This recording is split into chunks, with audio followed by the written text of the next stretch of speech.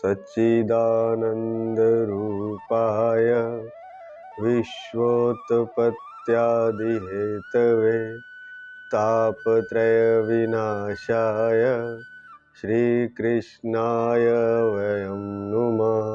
श्रीकृष्णाय वयं नुमः। सच्चिदानंद रूपाय विश्वोत्पत्त्यादि हेतवे, भगवान के सच्चित आनंद सच्चिदानंद रूप जो कि सत्य है, चैतन्य है और आनंद रूप है, सच्चिदानंद रूपाय विश्वोत्पत्त्यादि हेतवे, जो विश्व की उत्पत्ति आदि का हेतु है, उत्पत्ति का, पालन का और विनाश का हेतु है। विश्वोत्पत्त्यादि हेतवे तापत्रय विनाशाय, तीनों तापों का नाश करने वाला है। ऐसे श्री कृष्णाय वयं नमः, ऐसे भगवान के श्री कृष्ण स्वरूप को मैं नमन करता हूँ, प्रणाम करता हूँ। भक्त वांछा कल्पतरु शरणागत वत्सल भक्त वत्सल भगवान श्री कृष्ण और उनके साक्षात स्वरूप श्रीमद् भागवत महापुराण के चरणों में प्रणाम करते हुए, साथ ही साथ दिव्य विभूतियों श्री गणेश जी, श्री हनुमान जी, नारद जी, सनकादि ऋषियों, व्यास जी, सुखदेव जी,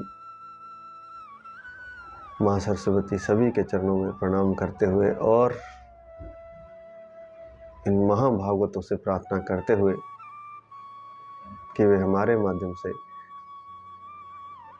कथा को भक्तजनों के हृदय में स्थापित कर दें, कथा का संचार करें, उनके हृदय में, भक्तजनों में प्रसार करें और प्रेमी जनों में प्रेम उत्पन्न करें, रसिक जनों में रस उत्पन्न करें। ऐसी प्रार्थना के साथ कथा का प्रारंभ करने जा रहे हैं। कल हमने देखा कि विदुर जी, महाभागवत विदुर जी तीर्थ यात्रा से पुनः लौट आए हैं हस्तिनापुर में। उनका खूब स्वागत हुआ है धृतराष्ट्र आदि और कुंती, गांधारी आदि द्वारा। महाराज युधिष्ठिर ने उन्हें सुंदर उच्च सिंहासन पर बिठा करके उनसे प्रश्न किया है कि आपने किस तरह से तीर्थ यात्रा की, किस वृत्ति से आपने निर्वाह किया। तो विदुर जी ने सब कुछ बताया। साथ ही साथ उन्होंने काल की गति को पहचान लिया। उन्होंने देख लिया कि मृत्यु आने वाली है, काल आने वाला है। तो अपने बड़े भाई धृतराष्ट्र को उन्होंने कुछ उपदेश दिया। यहाँ पर हमने कल की चर्चा को विराम दे दिया था। आज वहीं से हम चर्चा शुरू करते हैं कि विदुर जी ने काल को आया जान करके अपने बड़े भाई धृतराष्ट्र को क्या उपदेश दिया। राजन्निर्गम्यताम शीघ्रम पश्येदम भयमागतम, अर्थात महाराज धृतराष्ट्र देखिए, अब बड़ा भयंकर समय आ गया है, झटपट जहां से निकल चलिए। अब समय बहुत भयंकर आ गया है। क्यों? विदुर जी ने कहा कि अब हम सब लोगों पर सर्वसमर्थ काल मंडराने लगा है।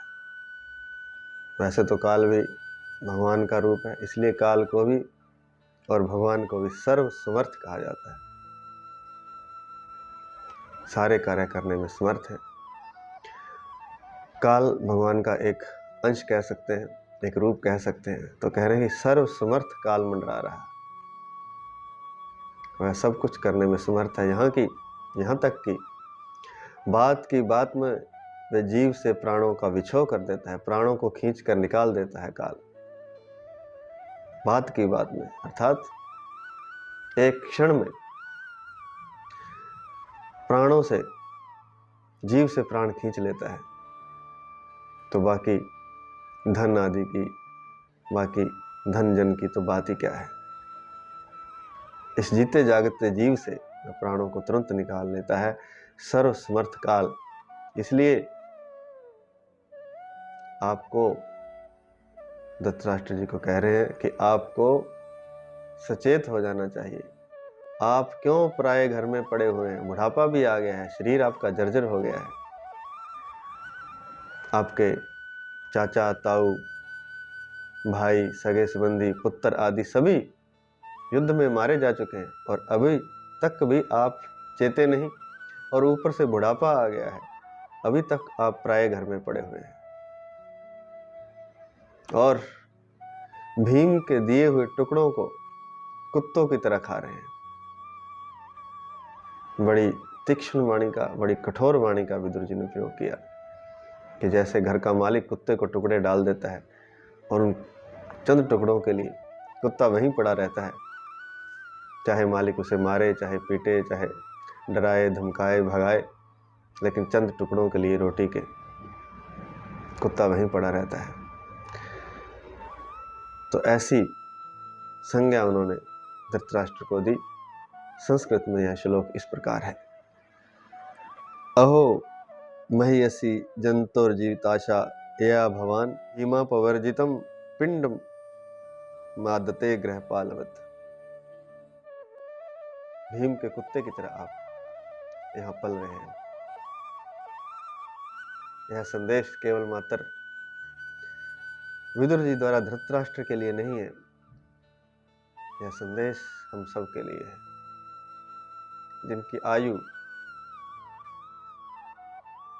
मध्य आयु से पार कर चुकी है,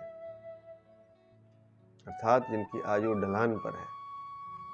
अब पहले तो 100 वर्ष की आयु होती थी, तो मध्य आयु हम 50 वर्ष मानेंगे, लेकिन अब कितना मानेंगे? अगर 80 माने तो 40 मध्य आयु हो गई, अगर 70 माने तो 35 साल मध्य आयु होगी। उसके बाद आयु ढलान पर है, तो उन सभी को सचेत हो जाना चाहिए जिनको बुढ़ापा आ रहा है। जैसा भी किसी को उचित लगे, 40 साल, 45 साल, 50 साल, अधिकतम 50 साल, इसके बाद भी अगर वह घर में पड़ा रहता है तो वह उस कुत्ते की तरह है जो मात्र टुकड़ों के लिए घर में पड़ा हुआ है। और अधिक आयु मानने की भारत देश की सरकार करीब करीब 60 साल में रिटायर्ड करती है। उसके बाद उसका घर में रहना उचित नहीं है। अब हम कह सकते हैं कि आज के शरीरों में इतनी शक्ति सामर्थ्य नहीं है कि वह वन में जाकर के, जंगल में जाकर के ध्यान साधना करे, तो उसे घर में ही विरक्त हो जाना चाहिए। ऐसी एक कहानी नहीं कहेंगे, सत्य घटना हमने गुरुजनों के मुख से सुनी है। कुछ वर्ष पहले की ही बात है कि एक साधक थे, भक्त थे भगवान के, श्री कृष्ण के, वो रिटायर्ड हुए, तो उन्होंने अपने पुत्र को बुलाया। जिस दिन रिटायर्ड हुए उसी दिन ऑफिस वाले उन्हें गाजे बाजे के साथ घर छोड़ कर गए। अभी गले में उनके मालाएं पड़ी हुई थी विदाई की। उन्होंने उसी समय पुत्र को बुलाया और कहा कि ये सारा जो धन और ये रे कागजात सारे कुछ आप संभालो और मुझे मुक्त कर दो, मैं यहाँ से जाना चाहता हूँ। पुत्र ने कहा कि नहीं, ऐसा नहीं, आप यहीं रहिए। तो उसने कहा कि बहुत आग्रह किया जब पुत्र ने, तो उन्होंने कहा कि मैं रहूँगा तो चलो आपके कहने से यहीं पर, लेकिन मैं छत पर एक अलग कमरे में अपना जीवन व्यतीत करूँगा। घर के क्रियाकलापों के लिए मुझसे कोई बात मत करना। धन की बात है वह मैं सारा आपको सौंप दिया, जो भी कागज थे मकान के, पेंशन के, सब आप संभालिए और मुझसे कोई संबंध मत रखिए। 2 रोटी मुझे सुबह शाम चाहिए, वो मुझे दे दिया करें, और मैं एकांत में मौन में अपनी साधना करना चाहता हूँ। और उन्होंने ऐसा ही जीवन व्यतीत किया और परम धाम मुक्ति को प्राप्त होकर इस लोक से गए। यह सत्य घटना है, अभी कुछ 20, 30, 40 साल पहले की। और यहाँ तो मृत्यु की अंतिम सांसें आ रही होती हैं, फिर भी जिनको बुढ़ापे ने अति दुष्टता से घेर लिया है, अंतिम सांसें गिन रहे हैं, वो भी अपने मकान, जमीन, जायदाद के कागजों को अपने सिरहाने दबाए रहते हैं कि कोई छीन ना ले, जैसे कि अभी 100 साल और जीना है। अरे भैया, तुम भजन करो, तुम छोड़ दो सारा चिंता, जिंदगी भर कर लिया ना, अब कुछ वर्ष अपना अंतिम समय तो भगवान में लगा दो। सारी कामनाओं की पूर्ति कर ली, जो खाना था, पीना था, घूमना था, फिरना था, जो करना था, जो भोग भोगने थे भोग लिए। अब तो शरीर भी साथ नहीं दे रहा, भोगों के योग्य भी नहीं रहा, तो अब तो जीवन के उत्तरार्ध में सब कुछ त्याग दो, नहीं तब भी होल्ड रखेंगे घर पर, अपना सिक्का जमाए रखेंगे, अपना आधिपत्य जमाए रखेंगे। महामूर्खता है यह। जो इतना आसक्त रहेगा धन में, जमीन जायदाद में, तो वह उसी आसक्ति में, मोक्ष तो क्या, उनके बारे में कहा जाता है कि वह अपने धन पर नाग बनकर, सांप बनकर वहीं घूमता रहता है, वह सांप बन जाता है। हो सकता है यह सच हो, क्योंकि यहाँ मोह होता है, यहाँ आसक्ति होती है, यहाँ स्पृहा होती है, वही व्यक्ति जीवन जीता है। और फिर जड़ता का अगर जीवन में जीता है तो वह पशु योनि में ही जाता है। खैर, धृतराष्ट्र को संदेश दे रहे हैं विदुर जी, और यही संदेश हम सबके लिए भी है। कहते हैं कि श्रेष्ठतम तो है कि वह बचपन से ही भजन में लग जाए, चलो उतना ना लगे तो जवानी में लग जाए, यह मध्यम है, और बुढ़ापे में लग जाए यह निकृष्ट है, और बुढ़ापे में भी ना लगे तो वह तो महाअधम है। तो धृतराष्ट्र जी को संदेश देते हुए विदुर जी कठोर शब्दों का प्रयोग करते हैं और कहते हैं कि अहो मयेसी जंतुर जीविताश्या भवान, जीवित रहने की प्राणी को देखो कितनी इच्छा होती है। भीमा पवर्जितम पिंड मादते गृहपालवत। ओह, इस प्राणी को जीवित रहने की कितनी इच्छा होती है।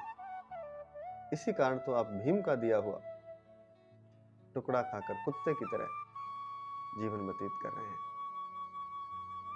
भीम का क्यों कहा? क्योंकि भीम से दुर्योधन का बड़ा विरोध था और धृतराष्ट्र भी भीम को पसंद नहीं करते थे। इसलिए कहा कि जिस भीम को आप पसंद नहीं करते थे, जिसे आप मार देना चाहते थे क्योंकि सबसे बलशाली था, अब उसी भीम के टुकड़ों पर आप कुत्ते की तरह जीवन जी रहे हैं। जिनको आपने आग में जलाने की चेष्टा की, जिनको विष देकर आपने मार देना चाहा, जिनकी विवाहिता पत्नी का आपने अपनी बहू का भरी सभा में अपमान किया, और जिनका धन, जमीन, राज्य सब आपने छीन लिया,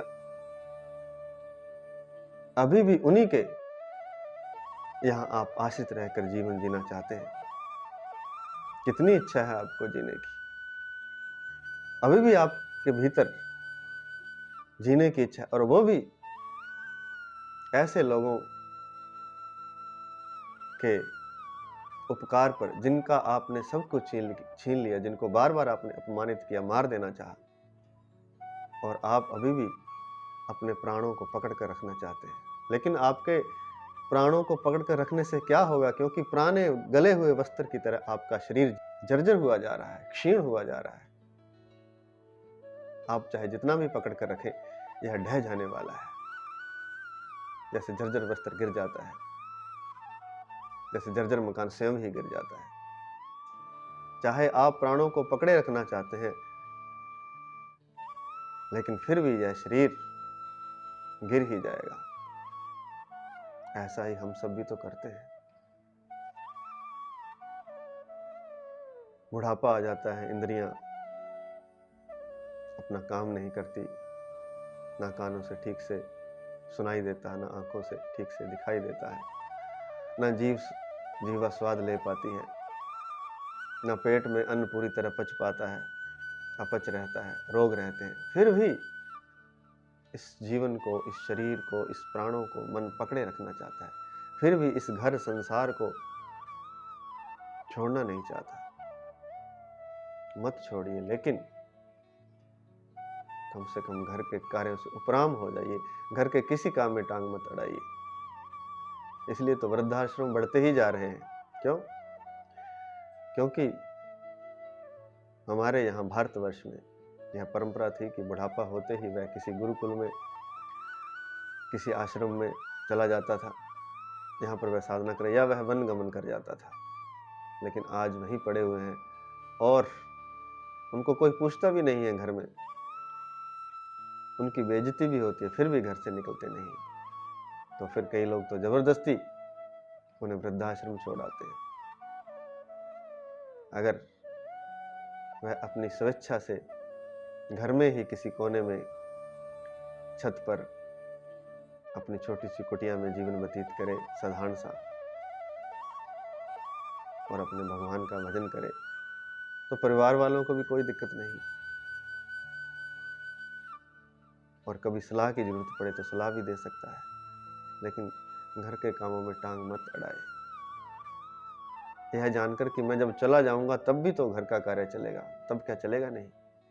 हो सकता है उसके जाने के बाद और भी अच्छे से चले, क्योंकि जितना हम व्यवधान डालते हैं, जितनी हम टांगे अड़ाते हैं, उतना ही दिक्कत होती है, स्वयं को भी, दूसरों को भी। और भजन में बड़ी बाधा होती है, भगवान की तरफ मन नहीं लगता। फिर संसार में, पुत्र में, बहू में, बच्चों में, बेटे के बेटों में, पौत्रों में मन लगा रहता है। उनकी चिंता में ही उसका जर्जर शरीर और भी जर्जर हो जाता है, और बातों ही बातों में एक दिन प्राण निकल जाते हैं। यही बात विदुर जी धृतराष्ट्र को समझा रहे हैं, और यही बात भी हमें सब लोगों को समझ लेनी है जिनकी आयु ढलान पर है। ये सारे ग्रंथ किसी दूसरे व्यक्ति के लिए नहीं लिखे गए हैं, ये निपट आपके लिए लिखे गए हैं। ये आपको समझाने के लिए लिखे गए हैं, आपको समझने के लिए लिखे गए हैं, ताकि आपके भीतर ज्ञान की कोई बूंद पड़े तो सही। जीवन भर अज्ञानी ही रहना है, मूर्खता ही करनी है, मूढ़ता ही करनी है। बचपन में कर ली मूर्खता, फिर जवानी में कर ली, फिर बुढ़ापे में भी वही मूर्खता। तो यह शास्त्र, एक बूंद भी किसी के हृदय में शास्त्रों की पड़ जाए, उसका जीवन सफल हो सकता है, वह परमात्मा के रास्ते पर चलता हुआ।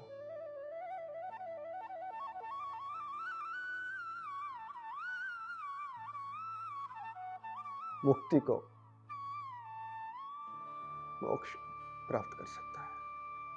वरना पुनरपि जननम पुनरपि मरणम पुनरपि जननी जठरे शयनम, शंकराचार्य जी कहते हैं, पुनः पुनः जीवित होता है, पुनः पुनः मरता है, पुनः पुनः माता के गर्भ में कष्ट पाता है। न केवल माता के गर्भ में, बल्कि संसार में आकर भी कष्ट से कष्ट, कष्ट पर कष्ट पाता चला जाता है। लेकिन फिर भी जड़ता तो देखो, चेतता नहीं है। अज्ञान की मूर्खता की हद देखो, कि भगवान चेताने के लिए कष्ट पर कष्ट देता है, कठोर कष्ट देता है, लेकिन फिर भी संसार को छोड़ता नहीं है। जितना कष्ट देता है उतना और चिपकता है, बल्कि छोड़ना चाहिए था, जहां छोड़ना चाहिए था वहां और चिपट जाता है। तो ऐसा संदेश धृतराष्ट्र को विदुर जी दे रहे हैं। विदुर जी कहने लगे कि भैया धृतराष्ट्र, अब आपका कोई नहीं बचा है, सब तो मारे जा चुके हैं। और जो आपके विरोधी थे तो भाई, लेकिन विरोधी आपके, जिनको आप मार डालना चाहते थे, वो आपके कहाँ हैं? उनकी तरफ से तो आप, पांडवों की तरफ से कोई दिक्कत नहीं है, ना युधिष्ठिर को, ना भीमसेन को, ना अर्जुन को, ना नकुल सहदेव को। लेकिन तुम लोगों ने, विदुर जी कह रहे हैं धृतराष्ट्र जी को, कि तुम लोगों ने क्या किया उनके साथ। और अब जब बुढ़ापा आ गया है, सब कुछ तुम्हारा छिन गया है, सब लोग मारे जा चुके, तब तुम उनके अन्न पर पल रहे हो। क्या बचा तुम्हारा? तुम्हारे साथ वाले तो सारे मारे जा चुके। और यह संदेश भी हम सबके लिए है, क्योंकि बुढ़ापे में उसके जो संगी साथी होते हैं, बचपन के मित्र, लगभग सब जा चुके होते हैं। पुत्र आदि प्रेम नहीं करते, पुत्रों से जबरदस्ती वह प्रेम साधने की कोशिश करता है। तो विदुर जी कह रहे हैं धृतराष्ट्र को कि आपके सगे संबंधी सब जा चुके हैं, फिर भी आप जीना चाहते हैं। और अब तो शरीर यह बूढ़ा हो गया है, अब इससे आपका कोई स्वार्थ सदने वाला नहीं है। इस शरीर से कोई इंद्रिय लोलुपता, विषयों की लोलुपता अब नहीं हो सकती है। अब ये इंद्रियां विषय भी ग्रहण नहीं कर रही हैं, कोई आनंद भी इन इंद्रियों द्वारा इस जीव को, इस मन को नहीं आ रहा है, फिर भी आप जीवित रहना चाहते हैं, फिर भी आप यहीं पड़े हुए हैं। ऐसा ही हम सबके लिए यह संदेश है।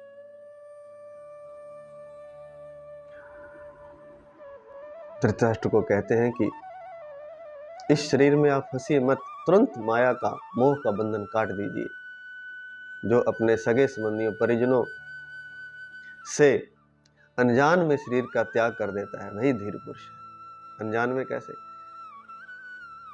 बुढ़ापे में वह साधना पथ पर चले और परिवार वालों को पता ही ना चले कि वह साधना कर रहा है, और कब वह मृत्यु को प्राप्त हो गया, कब उसने शरीर त्याग दिया, इसका भी पता ना चले। यहां तक शास्त्र कहता है, ताकि दोनों तरफ से मोह खत्म हो जाए, उनके पुत्रों का भी और उस जीव का, स्वयं का भी। आजकल पुत्रों का तो हो ही जाता है, तभी तो वह बुढ़ापे में वृद्धाश्रम छोड़कर आते हैं, लेकिन वह नहीं छोड़ना चाहता। वह उन्हें याद कर करके रोता रहता है, चाहे उनको भला बुरा कह करके रोए, चाहे अच्छा कह करके उन्हें याद करे, उनकी याद करे।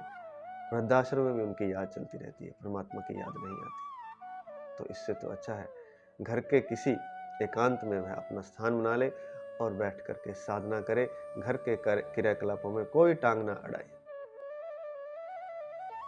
तो विदुर जी कहते हैं कि मोह का बंधन काट डालिए। और आगे कहते हैं कि जो मनुष्य चाहे तो स्वयं की प्रेरणा से, स्वयं के विचार से, बुद्धि विवेक से, चाहे दूसरों के समझाने से, दूसरों की प्रेरणा से भगवान को अपने मन में धारण करके ग्रह त्याग कर देता है, खासकर बुढ़ापे के लिए कहा गया, वह श्रेष्ठ पुरुष है। चाहे तो वह दूसरों को समझाने से समझ जाए, नहीं तो अपनी प्रेरणा से, अपनी बुद्धि से भगवान को मन में धारण करके, अपने अंतःकरण को वश में करके वह घर का त्याग कर दे, घर से निकल पड़े, वही श्रेष्ठ पुरुष है। और साथ ही कहते हैं कि आने वाला समय बड़ा विकट आ रहा है। आने वाले समय में लोगों में इतने गुण नहीं रहेंगे, कलयुग बढ़ता ही जा रहा है। इसलिए आप अभी चेत जाइए और अभी घर त्याग करके आप उत्तराखंड में चले जाइए, पर्वतीय क्षेत्र में आप साधना कीजिए जाकर के। ऐसा विदुर जी ने धृतराष्ट्र को समझाया। विदुर जी कहते हैं कि आप ढंढोरा पीट कर मत जाना कि मैं ग्रह त्याग कर रहा हूं। लोग बड़ा ढिंढोरा पीटते हैं जब संन्यास लेते हैं।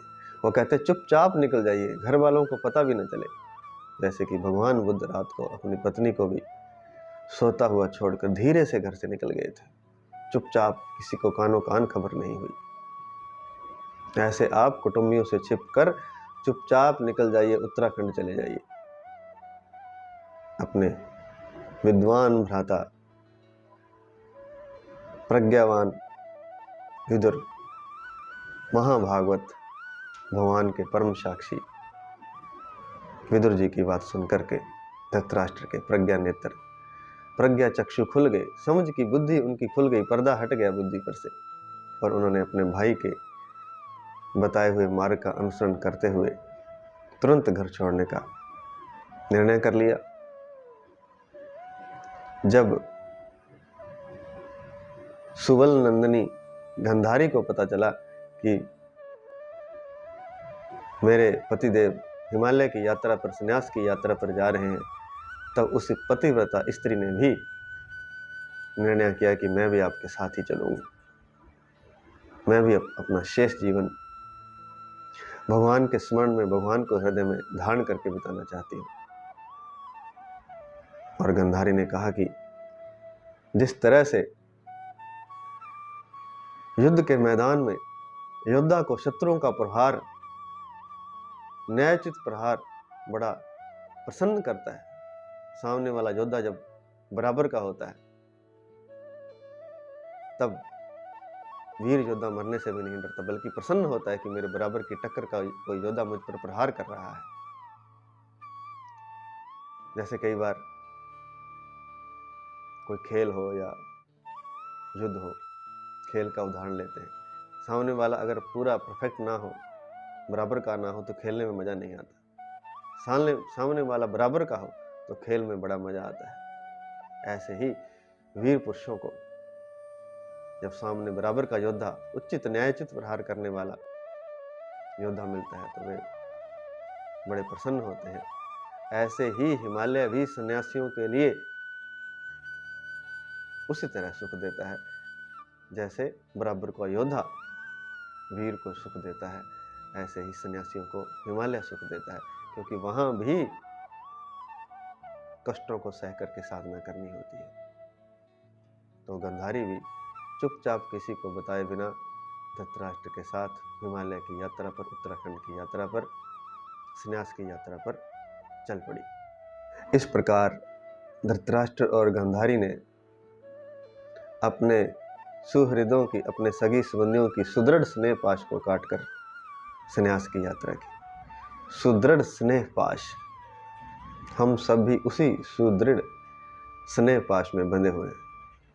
पाश मैंने होता है बंधन, रस्सी, और स्नेह मैंने सभी जानते हैं प्रेम, मोह, उसमें हम सब बंधे हुए हैं। और सुदृढ़ है ये बंधन, ये ढीला डाला नहीं है, यह बड़ा सुदृढ़ है, इससे हर कोई नहीं निकल सकता। बड़ी पक्की गांठ है, बड़ी कठोर गांठ है। ऐसे मान लीजिए कि लोहे की रस्सियों से लोहे की गांठें हैं जिनको खोलना बड़ा मुश्किल है, लेकिन जो चित्त में संकल्प कर लेता है वो अपने हृदय में, मन में, उसके लिए कुछ भी मुश्किल नहीं है। जिस तरह से धृतराष्ट्र बुढ़ापे में विदुर जी के समझाने पर गंधारी को साथ लेकर के संन्यास पर निकल पड़े। यहाँ संकल्प है, वहाँ कुछ भी मुश्किल नहीं है, कुछ भी असंभव नहीं है।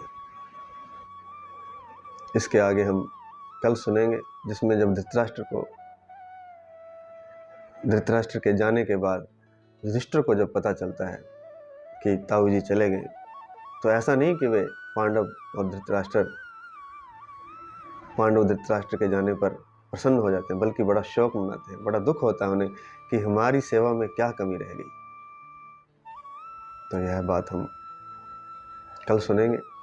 आज इतना ही। जय श्री कृष्ण। हरि शरणम, हरि शरणम, हरि शरणम। हे नाथ, हे नाथ, मैं आपको भूलूं नहीं। हे मेरे नाथ, हे मेरे नाथ, मैं आपको क्षण भर भी नहीं भूलूं।